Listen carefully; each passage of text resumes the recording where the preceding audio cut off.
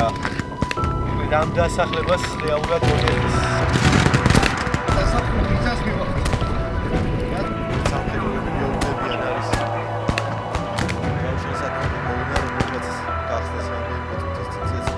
Ми продовжуємо виконувати наказ тримати оборону. Забираемся на крыши и даем оборону. Слава Украине!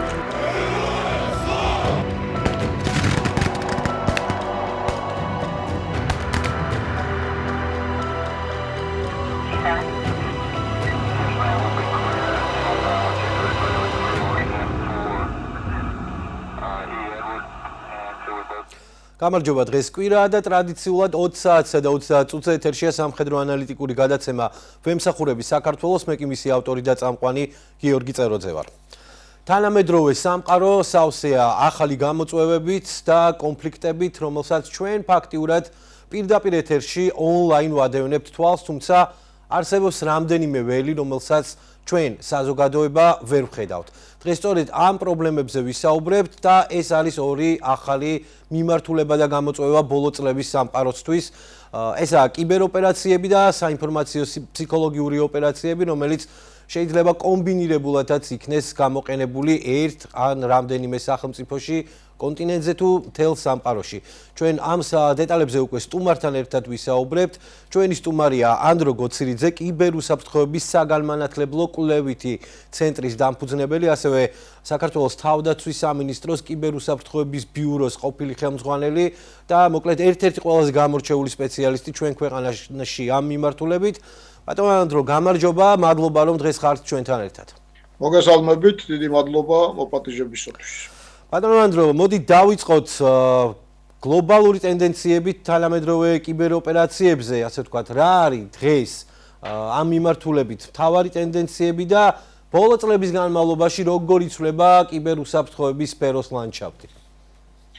კიბეროპერაციები ერთ-ერთი მნიშვნელოვანი კომპონენტია ზოგადად საერთაშორისო უსაფრთხოების თვალსაზრისით.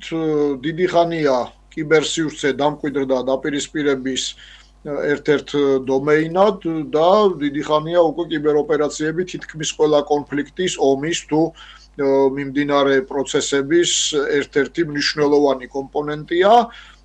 თუმცა უნდა აღინიშნოს, რომ თავად კიბეროპერაციების ეფექტმა, კიბეროპერაციების არსმა ძალიან დიდი ტრანსფორმაცია განიცადა. სულ რაღაც 20-25 წელია, რაც ისინი უფრო და უფრო დიდი ძალისხმევით გამოიყენებიან სხვადასხვა საერთაშორისო პროცესებში, მაგრამ თუ საწყის ეტაპზე ისინი უფრო მეტად გარკვეული სერვისების შეფერხებისკენ, სერვისების მოშლისკენ, კრიტიკული ინფრასტრუქტურის წყობრიდან გამოყვანისკენ იყო მიმართული და ამგვარი შეტევები საკუთარ თავზე საქართველომაც გამოსცადა 2008 წლის რუსეთ-საქართველოს ომის დროს. სულ უფრო და უფრო უკანასკნელ პერიოდში კიბეროპერაციები მიემართება კოგნიტიურ სფეროს, ადამიანებზე გავლენის მოხდენას, საინფორმაციო ფსიქოლოგიურ ეფექტს და მით უმეტეს ხელოვნური ინტელექტის და ნეიროტექნოლოგიების განვითარებასთან ერთად კიბეროპერაციებთან შეწყვილებულმა აი ამ ფსიქოლოგიურმა ოპერაციებმა გადაინაცვლა კოგნიტიურ სფეროში იმ დონეზე, რომ მინიმუმ 2020 წლის შემდგომ გარკვეულწილად ექსპერტები უკვე საუბრობენ მე-6 საოპერაციო დომეინის, კოგნიტიური დომეინის ჩამოყალიბებაზე, რადგან კიბეროპერაციები, რომელთა მნიშვნელობა პრინციპში საბრძოლო მოქმედებებისას გადაჭარბებულად არის შეფასებული, რადგან მათ საბრძოლო მოქმედებებზე გავლენის მოხდენა დიდწილად არ შეუძლიათ, მათ არ შეუძლიათ ქვეყანას გაამარჯვებინონ ომში, ისინი ფასდაუდებელ სამსახურს უწევენ სახელმწიფოებს, მაგალითად დივერსიებისას, საბოტაჟისას, შპიონაჟისას ან საბრძოლო ოპერაციების მხარდამხარ მიმდინარე სხვადასხვა პროცესებისას, სადაც დღეს კიდევ უფრო მეტად არის გავრცელებული ეს მათი გავლენა კოგნიტიურ სფეროზე, ადამიანის ფსიქოლოგიაზე, განწყობების ფორმირებაზე და ხელსაყრელი თავდამსხმელისთვის ხელსაყრელი გარემოს შექმნაზე. აი მივედით უკვე ადამიანის ფსიქოლოგიამდე, მე მესმის რომ ეს ორი აბსოლუტურად სხვადასხვა სფეროა, თუმცა დღეს ჩვენ ხედავთ რომ თანამედროვე სამყაროში კიბეროპერაციები კომბინირებული საინფორმაციო ფსიქოლოგიურ ოპერაციებთან უკვე ჩვეულებრივი მოვლენა გახდა. მე მინდა კითხოთ, რომელია ასე ვთქვათ ყველაზე გავრცელებული ტაქტიკები ამ მიმართულებით და რისი გამოყენება ხდება დღეს საზოგადოებრივი აზრის შესაცვლელად ყველაზე მეტად?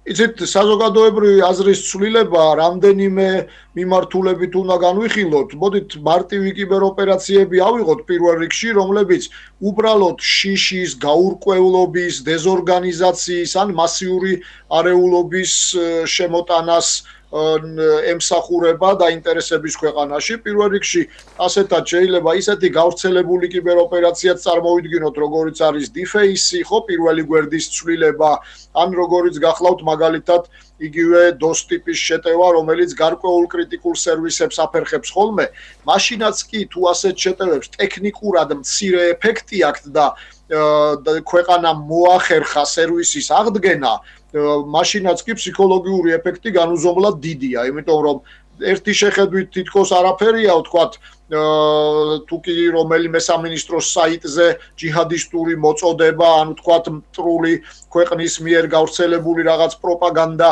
იქნება ჩამოკიდებული მცირე ხნით, მაგრამ ეს ბადებს შიშს, ეს ტეხავს მოწინააღმდეგის საბრძოლო სულისკვეთებას, ახდენს დემორალიზაციას და შესაძლებელია ფსიქოლოგიურ ოპერაციათაც კი განვიხილოთ. რაც შეეხება თვითონ აი ამ დემოკრატიის წინააღმდეგ მიმდინარე ბრძოლას მსოფლიოში, რომელსაც ჩვენ ყოველდღიურად ვუყურებთ და რომლის ერთ-ერთი გამოვლინება სწორედ უკრაინაში მიმდინარე რუსული შეჭრაც არის, ამ შემთხვევაში დემოკრატიის საწინააღმდეგოდ ავტორიტარული რეჟიმები ძალიან ხშირად იყენებენ ტროლების და ბოტების ინსტიტუტს, დეზინფორმაციის გავრცელებას, პროპაგანდის წარმოებას, ან თუნდაც იმგვარად გახლეჩვას საზოგადოებისას, რომელიც გამორიცხავს სახელმწიფოს რომელიმე მიზანზე ფოკუსირებას, რომელიმე მიზანზე კონცენტრირებას და სახელმწიფოს საბრძოლო სულისკვეთებას იმდენად სცემს, რომ შესაძლებელია სამხედრო ოპერაციის გარეშეც მოხდეს ჰიბრიდული ომის ამოცანების შესრულება, ტერიტორიის მიტაცება,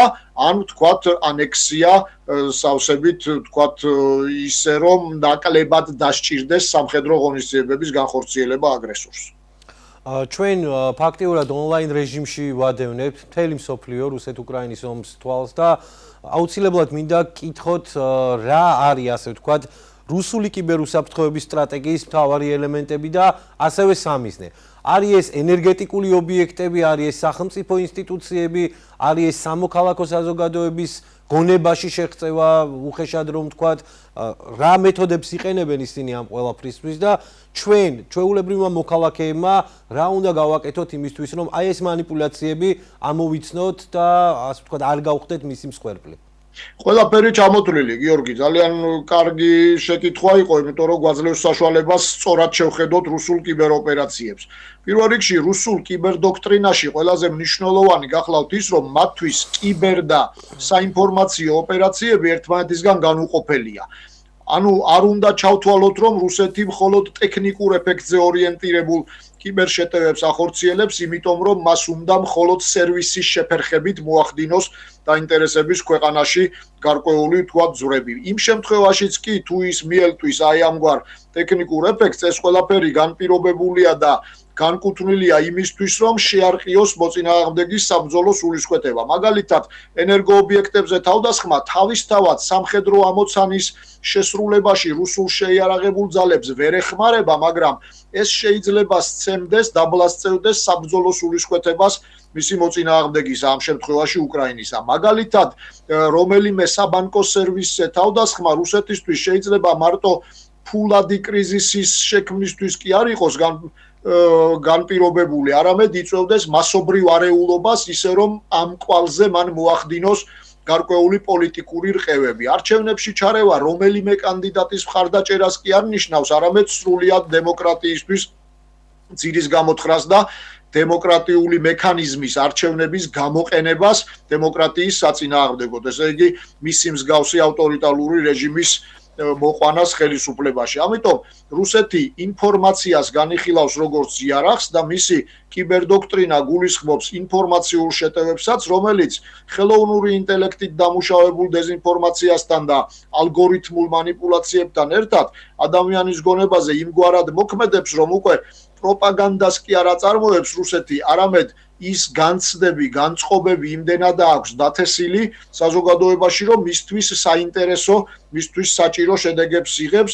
ეს გახლავთ ჩვეული საბჭოთა რეფლექსიური კონტროლის დოქტრინა, აქტიური ღონისძიებების ჩართულობით, განსხვავება ის გახლავთ, რომ კიბეროპერაციები ამ ყველაფერში ძალიან დიდი დოზით მონაწილეობს, იმიტომ რომ ეს ერთიორად ზრდის შეღწევის არეალს. რაც შეეხება მდგრადობას, ბუნებრივია ჩვენ ასე არ უნდა აღვიქვათ, რომ ეს სამყაროს დასასრულია, რომ რუსეთი დახმარებით თქვა სამყარო არმაგედონისკენ მიდის, ასე არ გახლავთ, ბუნებრივია. სწორედ უკრაინის მაგალითი მაჩვენა, რომ საერთაშორისო თანამშრომლობამ, განსაკუთრებით კიბერ სივრცეში, ასევე მდგრადობის ზრდამ, რაც გულისხმობს საზოგადოებისა და სახელმწიფოს ურთიერთობას, ბიზნესის ჩართულობას კიბერუსაფრთხოების უზრუნველყოფაში, ძალიან კარგი შედეგები აჩვენა და თუ კი რუსეთი, რომელიც კიბერსივრცეში ერთ-ერთი ყველაზე უფრო ბრუტალური და მძიმეწონიანი ძალა იყო, თუ შეიძლება ასე ითქვას, წარმატებული იყო 2008 წლის რუსეთ-საქართველოს ომიდან დაწყებული ყირიმის ანექსიამდე და მათ შორის დასავლეთ ევროპის თუ ამერიკის დემოკრატიაზე ძირის გამოთხრის თვალსაზრისითაც, უკრაინაში კიბეროპერაციებით შედეგს ვერ აღწევს ბოლო შეჭრისას, არა იმიტომ, რომ მან არ სცადა, ძალიან დესტრუქციული მალვეარი გამოიყენეს შეჭრის პირველ დღეებში მანამდეც და დღემდე გრძელდება, თუნდაც სატელიტზე თავდასხმა ინტერნეტის წყობრიდან გამოყვანის მიზნით, ასევე სხვადასხვა, ვთქვათ, ესეთი ფსიქოლოგიური ოპერაციების, მაგრამ უკრაინა მაჩვენა, რომ ამ შემთხვევაში აი ეს მდგრადობა მოქმედია, თუ კი სწორად არის კიბერთავდაცვა ორგანიზებული. სწორად ორგანიზება კი გულისხმობს როგორც სამოქალაქო საჯარო პარტნიორობას, ასევე, რა თქმა უნდა, საერთაშორისო ურთიერთობას და ფუნქციების სწორად გადანაწილებას.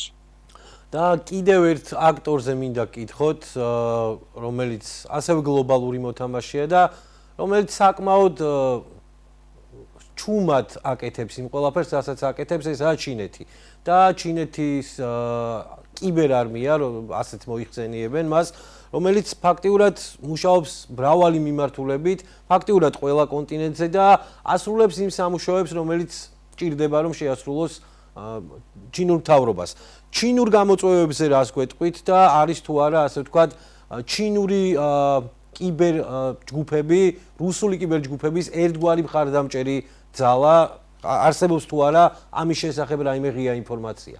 აქ უფრო პირიქით შეგვიძლია ვთქვათ, პირველ რიგში უნდა აღინიშნოს, რომ აბსოლუტურად მართალს ბრძანებთ, ჩინეთი ძალიან ძლავრი კიბერძალაა, მე ვიტყოდი რუსეთზე უფრო განვითარებული კიბერშეაძლებლობებიც კი აქვს, უფრო მეტიც ჩინეთი სწორად ზუსტად იმეორებს რუსული საინფორმაციო კონფრონტაციის პოსტულატებს, მისთვისაც ინფორმაციული ომი ძალიან მნიშვნელოვანია და ის იყენებს ინფორმაციას იარაღად, მაგრამ შავი ზღვის რეგიონში, განსაკუთრებით სამხრეთ კავკასიაში, ჩინეთი არ გამოირჩევა დესტრუქციული კიბერშეტევებით, ანუ სერვისის მოშლისკენ, სერვისის შეფერხებისკენ მიმართული კიბეროპერაციებით. უფრო მეტიც, ამ შემთხვევაში ჩინეთი სარგებლობს რუსული დესტრუქციით, რუსეთი გარკვეულწილად პროქსი როლს ასრულებს ჩინეთისთვის ამ შემთხვევაში, ხოლო რუსეთის მიერ არეულ დესტრუქციულ ველზე ჩინეთი ცდილობს ძალიან ფრთხილად ეკონომიკური ბერკეტებით, ინვესტიციებით მიაღწიოს დასავლეთის განდევნას რეგიონიდან. ამ კონტექსტში უნდა განვიხილოთ ჩინური კიბეროპერაციები, რომლებიც ამ ვითარებიდან გამომდინარე უფრო მეტად კონცენტრირდება ეგრეთ წოდებული მიწოდების ჯაჭვის ოპერაციებზე, რაც გულისხმობს იმას, რომ ჩინური ტექნიკური, ტექნოლოგიური პროდუქტების დამკვიდრებით შესაძლოა ის ახდენდეს კიბერშპიონაჟის აქტებს ერთის მხრივ, ან ეკონომიკაში ახდენდეს აი სწორედ ამ ექსპანსიას ჩინური ტექნოლოგიური პროდუქციის პრომოუშენით, წინ წამოწევით და ასე ვთქვათ, დამკვიდრებით, რაც საკმაოდ ისეთი საფრთხის შემცველია, იმიტომ რომ კონკურენცია სოფლიოს სუპერ სახელმწიფოებს, სუპერ ძალებს შორის ახლა სწორედ ტექნოლოგიურ სივრცეში, ტექნოლოგიურ ძალებს შორის მიმდინარეობს და მნიშვნელოვანია, რომ ამ ხრივ მომხმარებლის უფლებები, პერსონალური ინფორმაცია, თუნდაც ის პირადი ინფორმაცია, რომელიც ძალიან სენსიტიურია დღევანდელ ციფრულ სამყაროში, რადგან სხვა კიბერდანაშაულის და თუნდაც აი ამ ციფრული ზეგავლენის პირველადი საბაზისო მასალაა, ჩინურ აპლიკაციებში, ჩინურ პროგრამებში გაცილებით ნაკლებად არის დაცული, ვიდრე მის დასავლურ ანალოგებში. თქვენ ახსენეთ ჩინური აპლიკაციები და მანამდე ახსენეთ ასევე არჩევნებში ჩარევა. ჩვენ ვნახეთ რამდენიმე წლის წინ შეერთებულ შტატებში იყო დიდი სკანდალი, რომ რუსული კიბერჯგუფები აქტიურად ზემოქმედებდნენ, ასე ვთქვათ, საარჩევნო პროცესებზე და ამ ყველაფრის შემდეგ ჩვენ ვნახეთ ასევე კონკრეტული ჩინური აპლიკაციების აკრძალვა შეერთებულ შტატებში. მაგალითად, TikTok-ის, რომელიც არის სამყაროში ერთ-ერთი ყველაზე პოპულარული პლატფორმა. შეერთებული შტატები როგორ იცავს თავს ამ ყველაფრისგან და რა გამოცდილება უნდა გავიზიაროთ მათ შორის ჩვენს ამ მიმართულებით? კიბერუსაფრთხოება, რა თქმა უნდა, არის საერთო პასუხისგებლობა და თანამშრომლობის გარეშე განსაკუთრებით პატარა ქვეყნისთვის წარმოუდგენელია კიბერსივრცეში თავდაცვა, თუმცა მეორე მხრივ პატარა ქვეყანასაც კი აქვს შესაძლებლობა თავდაცვისა, იმიტომ რომ ეს უფრო ინტელექტუალური სამუშაოა და იმდენად ვთქვათ არ არის მოცულობაზე, ვთქვათ, სამხედრო დანაყოფების ან ცოცხალი ძალის დამოკიდებული, როგორც ვთქვათ, იგივე კონვენციური ბრძოლის მეთოდები, ხო? მიუხედავად ამისა, შეერთებული შტატების გამოცდილებიდან მნიშვნელოვანია სწორედ აი ეს ლეგალური მიმართულების დაცვა, აპლიკაციების, უცხო ქვეყნის, ვთქვათ, პროგრამული უზრუნველყოფის გარკვეულად რეგულირება, ბუნებრივია საქართველოს არ აქვს შესაძლებლობა საკუთარი პროგრამული უზრუნველყოფით, ვთქვათ, მოახდინოს თუნდაც ბიზნესის მართვა, ინდუსტრიის მართვა ან გნებავთ რაღაც ტექნიკური სფეროს წინ წაწევა, მაგრამ ამ მხრივ მნიშვნელოვანია, რომ თუნდაც ისეთ სექტორში, რომელიც არის კრიტიკული ინფრასტრუქტურა, ეს არის ენერგეტიკა, თქვათ შეიძლება იყოს ლოჯისტიკური კვანძები, მილსადენი, ნავთობსადენი, რაც საქართველოსთვის ძალიან მნიშვნელოვანია საბანკო სფერო, ის დაცული იყოს საერთაშორისო კანონმდებლობით და გამოიყენოს დასავლური პროგრამები. აქ როდესაც ჩინეთზე ვსაუბრობთ, ბუნებრივია ჩინეთი საქართველოსთვის ამ თვალსაზრისით ნაკლებ საფრთხეს წარმოადგენს, მაგრამ რაც შეეხება რუსულ აპლიკაციებს, რუსულ პროგრამებს, მათი საქართველოს კრიტიკულ ინფრასტრუქტურაში და თუნდაც მოსახლეობის დონეზე ინსტალაცია არის კატეგორიულად მიუღებელი, იმიტომ რომ უნდა ვთქვათ, რომ აი ამ ციფრულ სივრცეში კონფლიქტის გადატანამ და ზოგადად ამ გაციფრულებამ სამყაროს ამ ეროვნული უსაფრთხოების პარადიგმა მთლიანად შეცვალა და როდესაც უსაფრთხოებაზე ვსაუბრობთ, უსაფრთხოება უკვე აღარ არის მხოლოდ სახელმწიფო უსაფრთხოება. ადამიანის უსაფრთხოება, რომლის კომპონენტებსაც ძირითადად ემუქრება ხოლმე კიბერშეტევა, კიბეროპერაციები, როგორც არის წვდომა საკვებზე, წვდომა ენერგეტიკაზე, წვდომა ნამდვილ ინფორმაციაზე, სწორედ აი ამ კომპონენტებზე ზემოქმედებით ახდენს რუსეთი და სხვა აგრესიული აქტორები ქვეყანაში განწყობების შეცვლას, გახლეჩვას, ინსტიტუტებისადმი რწმენის დაკარგვას და ეს ყველაფერი ურტყამს ეროვნულ უსაფრთხოებას. ამიტომ თუ კი ვსაუბრობთ ციფრულ სივრცეზე, თითოეული ადამიანის უსაფრთხოება მეტად მნიშვნელოვანია იმისთვის, რომ არ მოხდეს ჯერ საზოგადოებრივი უსაფრთხოების ხელყოფა, ხოლო შემდგომ სახელმწიფო უსაფრთხოების დასუსტება. ჩვენთან მიმართებაში, ასე ვთქვათ, რომელი ტიპის კიბერ და საინფორმაციო ოპერაციებია ყველაზე ხშირი? თქვენ ახსენეთ 2008 წლის პერიოდში მაგალითად ქართულ კრიტიკულ ინფრასტრუქტურაზე შეტევა, ჩვენ მოგვიანებითაც ვნახეთ რამდენჯერმე სხვადასხვა მათ შორის რუსული ჯგუფების მიერ საქართველოს სახელმწიფო უწყებების, მათ შორის პრეზიდენტის ადმინისტრაციის ვებგვერდის, ასევე სხვადასხვა სამინისტროების ვებგვერდებზე შეტევა და ამ შეტევის შედეგი. რა უნდა გავაკეთოთ იმისთვის, რომ მოვახდინოთ კიბერპრეცედენტების პრევენცია და ზოგადად თავდაცვა ამ მიმართულებით? პირველ რიგში, თუ ტექნიკურ შედეგზე ორიენტირებულ კიბერშეტევებს ავიღებთ, პირველ რიგში თავდაცვისათვის აუცილებელია კერძო და საჯარო ინსტიტუტებს შორის თანამშრომლობა, იმიტომ რომ მიუხედავად იმისა, რომ სახელმწიფო წლების მანძილზე გარკვეულ ძალისხმევას დებდა კიბერუსაფრთხოების სტრუქტურების ჩამოყალიბებაში, კრიტიკული ინფრასტრუქტურის უდიდესი ნაწილი არის ბიზნესში, ეს არის ბანკი, ენერგეტიკა, ჰოსპიტალური სექტორი, თქვათ, ბიზნესის სხვადასხვა მიმართულება, ამიტომ უნდა განვავითაროთ იქ კიბერუსაფრთხოება და უნდა იყოს გარკვეულად ერთიან ჩარჩოში, მაგრამ როდესაც საუბრობთ ფსიქოლოგიურ შედეგზე ორიენტირებულ კიბეროპერაციებზე, მაგალითად, თუნდაც მარტივი დიფეისები, რომლებიც ტექნიკურად შეიძლება არ არის რთული დასაძლევი, მაგრამ ძალიან რთულია მათ ფსიქოლოგიურ შედეგთან გამკლავება, აქ მნიშვნელოვანია წამოვწიოთ ცნობიერების ამაღლება, წამოვწიოთ საზოგადოების უსაფრთხოება, რომ საზოგადოების განსაკუთრებით მოწყვლადი ჯგუფები იყვნენ უფრო მეტად, ასე ვთქვათ, ინფორმირებული, რა საფრთხე შეიძლება ელოდეთ, თუნდაც ინტერნეტში, სოციალურ ქსელებში გავრცელებული დეზინფორმაციისგან და როგორ ხდება საზოგადოების პოლარიზაცია აი ამ სოციალურ ქსელში არსებული მტრული პროპაგანდის შედეგად და როგორ მოქმედებს ეს ყველაფერი მათ კეთილდღეობაზე და შესაბამისად სახელმწიფოს უსაფრთხოებაზეც. თქვენ ახსენეთ, რომ პატარა სახელმწიფოებსაც შეუძლიათ თავდაცვა ამ მიმართულებით და ეს არის ინტელექტუალური სამუშაო. ამის მაგალითად შეგვიძლია მაგალითად მოვიყვანოთ ესტონეთი, რომელიც არის ერთ-ერთი მოწინავე მინიმუმ ევროპის კონტინენტზე ამ მიმართულებით.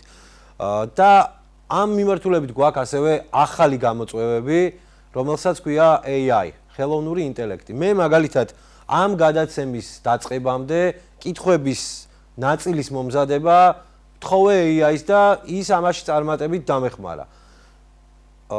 შეიძლება ითქვას, რომ ადამიანებს ბევრ ამაში შეიძლება დაეხმაროს ხელოვნური ინტელექტი, მათ შორის ცუდი საქმეების გაკეთებაშიც. რა არის ამ მიმართულებით მთავარი გამოწვევები? გულისხმობ კონკრეტულად ხელოვნურ ინტელექტს. რა თქმა უნდა, ნებისმიერი ამგვარი ტექნოლოგია იმთავითვე საკეთილდღეოდ არის და ვთქვათ, სასიკეთოდ ეკონომიკის განვითარებისთვის არის შექმნილი. ხელოვნური ინტელექტი იქნება, ვთქვათ, თუ ავტონომიურად მოაზროვნე დრონები, ვთქვათ, და ასე შემდეგ და ასე შემდეგ, მაგრამ შემდგომ მათი გამოყენება დესტრუქციული აქტორების მხრიდან მოხდა დესტრუქციული მიზნებისთვის და ეხლა ძალიან ფართოდ არის ინტეგრირებული შეიარაღებაში და ვთქვათ, თავდასხმით აი ამ შესაძლებლობებში. ამიტომ პირველ რიგში, ხო, ეს ცალკე ძალიან ბევრ გამოწვევას ქმნის, იმიტომ რომ ამგვარ, ასე ვთქვათ, ხელოვნური ინტელექტის მიერ მართულ იარაღს, ვთქვათ, თავდასხმებს, ან ვთქვათ, ავტონომიურად მართულ სხვადასხვა თავდასხმის შესაძლებლობებს შეიარაღებას ძალიან ამოუწურავი შესაძლებლობები აქვს და რთულია მათ წინააღმდეგ გარკვეულწილად შესაბამისი ღონისძიებების მიღება. ამიტომ უაღრესად მნიშვნელოვანია სახელმწიფო იყოს ჩართული ხელოვნური ინტელექტის ეთიკური მართვის, ასე ვთქვათ, სამუშაოებში, ასევე საერთაშორისო თანამშრომლობაში, რომელიც გულისხმობს ამ მხრივ კარგი მმართველობის ჩამოყალიბებას, იმიტომ რომ არ მოხდეს, ვთქვათ, გარკვეულწილად ხელოვნური ინტელექტის გამოყენება არა თუ სამხედრო მიზნებით, არამედ თავდასხმის მიზნებით და ვთქვათ, მცირე ქვეყნები ამ მხრივ გაცილებით უფრო მოწყვლადები არიან, იმიტომ რომ მიუხედავად იმისა, რომ კიბერუსაფრთხოება მათ შეიძლება საკმაოდ მაღალ დონეზე ჰქონდეთ, განუზომლად დიდია ის შესაძლებლობა ხელოვნური ინტელექტის თვალსაზრისით, რაც აქვს დიდ ქვეყნებს, განსაკუთრებით თუ კი ისინი დესტრუქციულ აქტორებს წარმოადგენენ. და კიდევ ერთი ძალიან მნიშვნელოვანი ამ თვალსაზრისით არის ასევე ადამიანის ცნობიერების ამაღლება, იმიტომ რომ კიბერსივრცეში და განსაკუთრებით დღევანდელ კოგნიტიურ გარემოში თითოეული ადამიანი არის თავდაცვის ზღუდე, იმიტომ რომ ჩვენ აქ ვასრულებთ არა მხოლოდ ვთქვათ მსხვერპლის როლს თავდასხმის შემთხვევაში, არამედ პირველი კარიბჭე ვართ, სადაც ხდება შეტევა, ხო და ადამიანური შეცდომა არის ერთ-ერთი ძირითადი განმაპირობებელი ნებისმიერი კიბეროპერაციისა. აი ესეც AI-ს შემოთავაზებული კითხვა, ასე ვთქვათ, რა იქნება მომდევნო წლების ერთ-ერთი ყველაზე საშიში კიბერთენდენციები და არსებობს თუ არა რამე ისეთი, რაც საზოგადოებას არ ესმის კიბეროპერაციებზე, მაგრამ აუცილებლად უნდა იცოდეს. ძალიან კარგი შეკითხვაა, კომპლიმენტები ხელოვნურ ინტელექტს, შევეცდები გავცეთ პასუხი. ძალიან მომეწონა.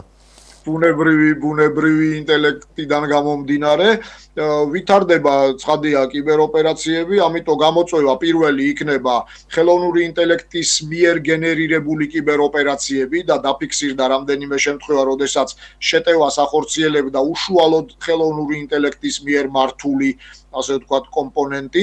მეორე ძალიან მნიშვნელოვანი გამოწვევა, რადგან სამხედრო სფეროა ჩვენი იქნება ავტონომიურად მართვადი იარაღები, იქნება ეს დრონები თუ სხვა საშუალებები და რომელიც უკვე საქმეშია რუსეთ-უკრაინის ომში. ძალიან და რუსეთ-უკრაინის ომი არის ეგრეთ წოდებული game changer-ი ამ თვალსაზრისით, იმიტომ რომ ბოლო მოვლენებს მე ვიცი რომ თქვენ ყურადღებით აკვირდებით იქ ფრონტის 20-30 კილომეტრის რადიუსით აბსოლუტურად ადამიანებს შორის დაპირისპირება თითქმის არ მიმდინარეობს. ხო, პირდაპირ ამ მხრივ არის შეტევები და ასევე ძალიან მნიშვნელოვანი იქნება კოგნიტიურ სფეროში გადატყორცნილი ომი, ჰიბრიდული ომის ერთ-ერთი ახალი სახეობა, რომელიც გულისხმობს ნეიროტექნოლოგიებისა და კიბეროპერაციების შერწყმას. ეს შეიძლება იყოს თქვათ ალგორითმებით გამოწვეული პროპაგანდა, დეზინფორმაცია, შესაძლებელია იყოს ბიოტექნოლოგიები, ნანოტექნოლოგიები, რომლებიც პირდაპირ ადამიანის გონებაზე ახდენენ ზემოქმედებას და შესაბამის საბრძოლო სივრცეთ აქცევენ კოგნიტიურ გარემოს, კოგნიტიურ ველს. ძალიან დიდი მადლობა, რომ იყავით ჩვენი გადაცემის სტუმარი. მე მაყურებელს შევახსენებ, რომ ჩვენი სტუმარი იყო კიბერუსაფრთხოების საგანმანათლებლო კვლევითი ცენტრის დამფუძნებელი, ასევე საქართველოს თავდაცვის სამინისტროს კიბერუსაფრთხოების ბიუროს ყოფილი ხელმძღვანელი ანდრო გოცირიძე. მე ამით გემშვიდობებით, შევხვდებით ერთმანეთს უკვე მომავალ კვირას 20-სა და 30 წუთზე. დროებით.